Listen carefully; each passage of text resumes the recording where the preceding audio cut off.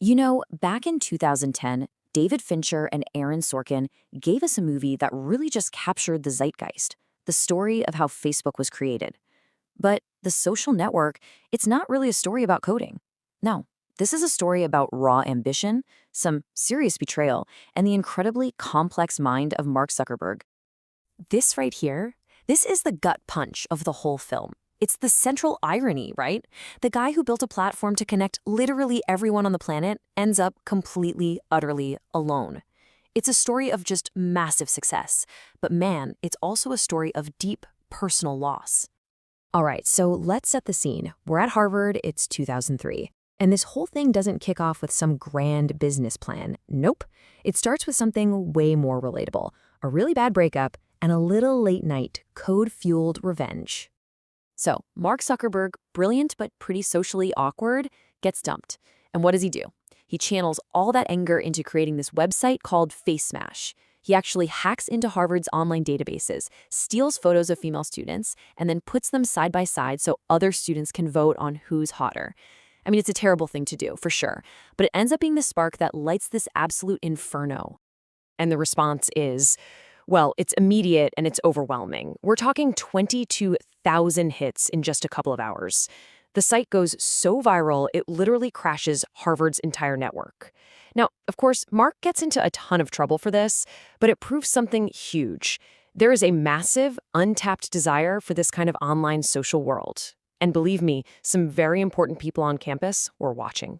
So that whole Face Smash fiasco, it puts Mark on the radar of some pretty influential students. They come to him with a proposal, and this right here sets up the core conflict of the entire movie, a choice between working for someone else or taking an idea and building a much, much bigger empire. Okay, so on one side you have the Winklevoss twins. They pitch Mark their idea, Harvard Connection, which is basically an exclusive dating site for the Harvard elite. But when Mark hears this, his brain just goes into overdrive. He sees something so much bigger. Not just a dating site, but a platform that could map out the entire social life of a college campus online. So Mark tells the Winklevosses, yeah, sure, I'll help you out. But it's just a stall. He quietly goes to his only friend, Eduardo Saverin, and gets $1,000 for seed money. And while the twins are sitting around waiting for Mark to build their site, he's secretly building his own, much more ambitious project, the Facebook.com. And right there, the first big betrayal is underway. And just like with Face Smash, the moment the Facebook goes live, it's an absolute explosion. What started as a dorm room project begins this just unstoppable climb from a campus fad to a full-blown Silicon Valley giant. The growth is just insane. It launches at Harvard, and within months, it's spreading like wildfire to other Ivy League schools. By the end of the year, they've packed up and moved the whole operation to the tech capital of the world, Silicon Valley. And by 2005, it's hitting universities all across the country. The momentum is just off the charts. So once they're in Silicon Valley, Mark meets the guy who will pour gasoline on the fire, Sean Parker. You might know him as the guy who co-founded Napster. He's this charismatic, disruptive force. He sees Facebook's potential instantly and becomes a mentor to Mark, whispering in his ear about billion-dollar companies and taking over the world. Sean Parker's arrival, that is the major turning point. His whole philosophy is about aggressive, explosive growth, and it clashes completely with Eduardo's more cautious, business-first approach. And this is exactly where that friendship between Mark and Eduardo starts to crack under the massive weight of ambition. I mean, this table breaks it down perfectly. You have three totally different mindsets. Mark is obsessed with growth and keeping control. Eduardo, the CFO, he wants to bring in advertisers and actually make money. But Sean Parker, he's playing a whole different game. It's all about scale, disruption, and that famous line, $1 billion. Mark ends up siding with Sean, and that move pretty much pushes his only friend to the side.